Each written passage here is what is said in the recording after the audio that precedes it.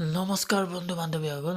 LIC ACFL recruitment 2026 post ওলাইছে 180টা তাৰ কাৰণে আপোনালোকে আবেদন কৰিব সোনকালে আবেদন কৰক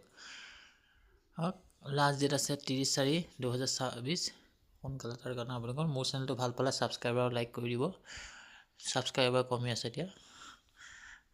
LIC হাউচিং ফাইনেন্স LTD 180টা জুনিয়ৰ এছিষ্টেণ্ট ভেকেঞ্চি ওলাইছে তাৰ কাৰণে আবেদন কৰক নেম অফ অৰ্গেনাইজেশ্যন LIC ফাইনেলিটি 3টা পোষ্ট আছে 20,000 বেচিক পে বয়স 21 পৰা 30 বছৰ অসমৰ কাৰণে আছে